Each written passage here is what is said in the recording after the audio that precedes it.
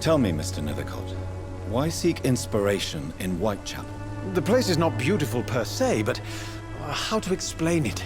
Stirring and challenging.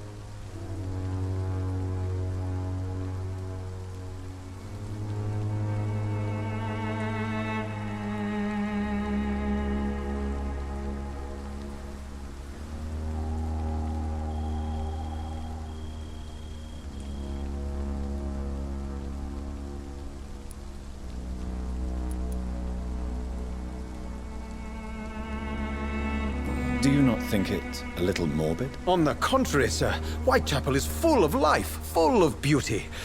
Just like my dear muse, the wonderful Camellia. What can you tell me about Camellia? Not much, and that's the beauty of it. She can't speak, you know. She's a locked mystery who exhales kindness and sweetness.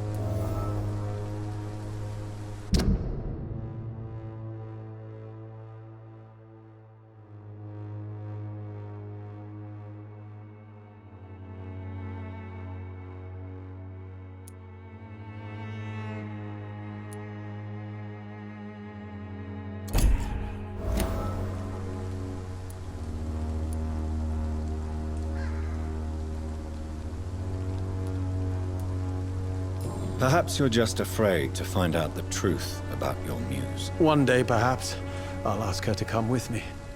But will she still be my wild flower of Whitechapel if she moves uptown?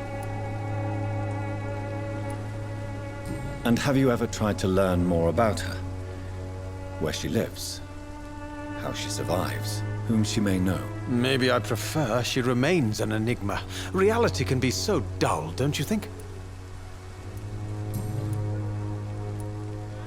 In what way, exactly? The struggle by gaslight, the barren smiles and the arid hunger under the rain. If you say so. Such vibrant antagonism and vivid paradox, the stripped humanity raged across each street. Vivid, of course, yes. And what about the poignant distress? Oh yes, the poignant distress. You see what I mean, don't you? That's what I want to write about, and that's what Whitechapel is made of.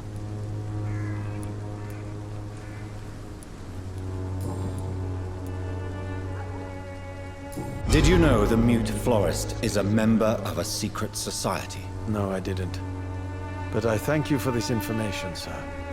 For it only enriches the mystery surrounding the precious Camellia.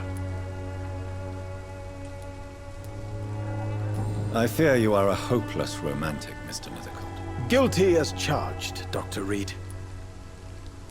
Are you not curious? Is there not more you wish to know? That girl has not an ounce of malice in her. Whatever she may be hiding, it's certain to be for the benefit of most, if not all.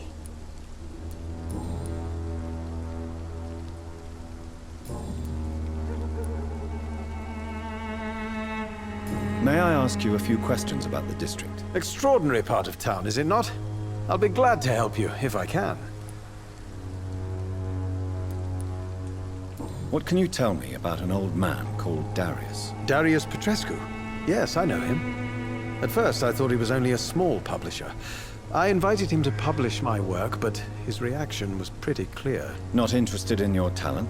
Darius is an old political activist who takes delight in printing tracts and lampoons.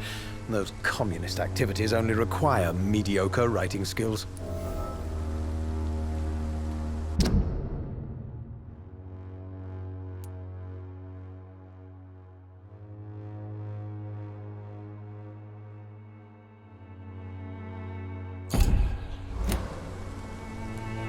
I'm looking for Dorothy Crane, a nurse who lives in this vicinity. Dorothy Crane. Oh, I love the name.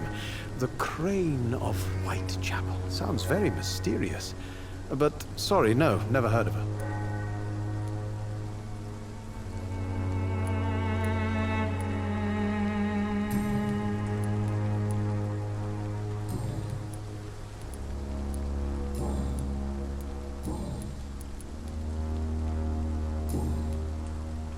I'll leave you alone, sir.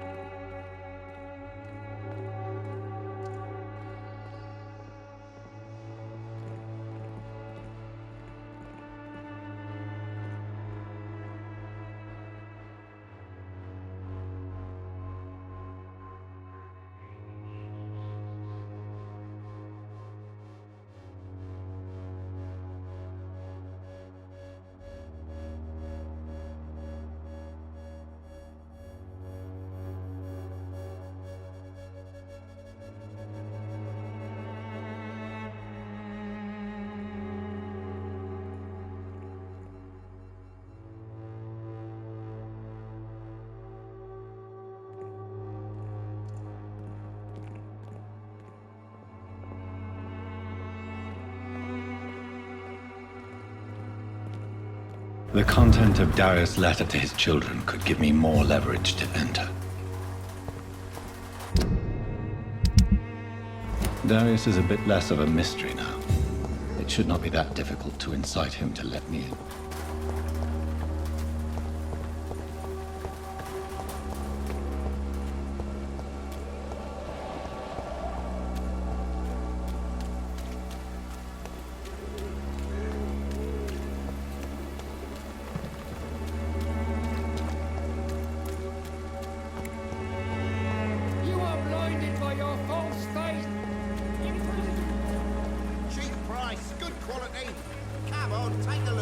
You again?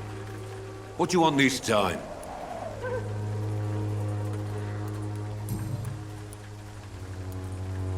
Harry doesn't seem happy living in Whitechapel. Why did you make him come here? I've always put my son's interests above everything else, whatever he may think. Our house is small but affordable. The walls are thin, but the door is solid. You really love your son, don't you, Mr. Peterson? He's my pride and joy. Even if he hates me for the choices I make and pushes me buttons more than he should.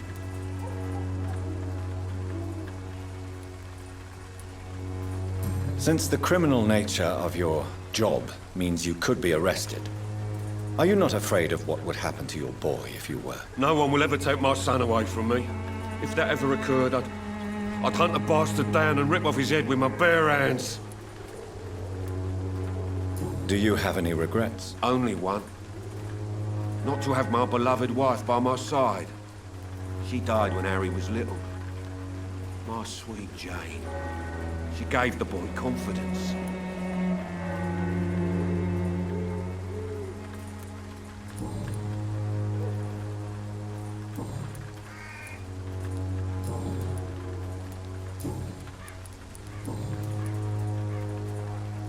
How did you become the local bully everyone is afraid of, Joe? There's no pride in roughing up poor bastards. But this is the only job I've found. And it pays well, too. A job? So you're racketeering for someone else? I got enlisted by the Wet Boot Boys, a gang from the docks. I'm their muscle for their dirty work.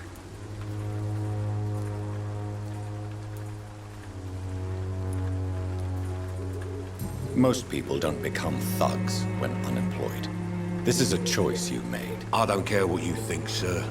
I do what I have to do for my own reasons, and that's that. I'm not sure Mr. Lewis would agree with your by all means necessary philosophy, sir. Oh, do you really think he's the poor victim here? Barrett can be as sneaky as anyone. Long ago, I even called the bastard my best friend.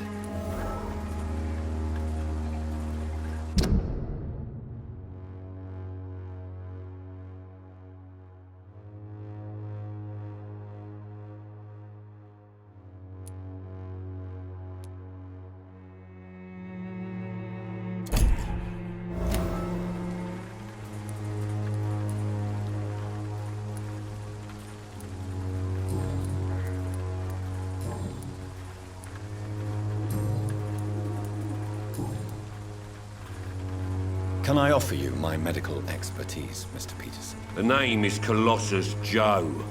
I don't get sick.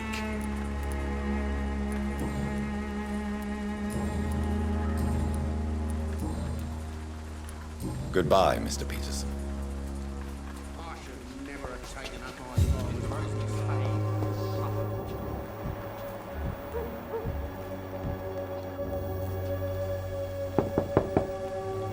Good evening, Harry.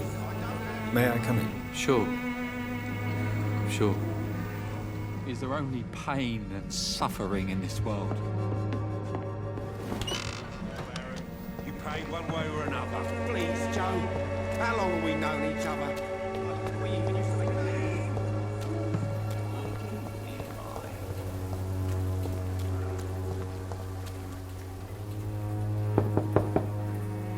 Mr. Petrescu, just 1 minute, please. You again?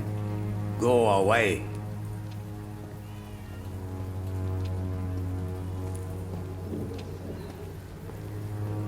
Sir, wait. Stop this nonsense. I know Nurse Crane is here. Shall we speak man to man, you and I? All right. Speak up. Don't you see we're on the same side? We fight to help the poor, sick, and abandoned. I'm nothing like you, Mr. Doctor. Yes, you are. You too believe in providing medical care without charge.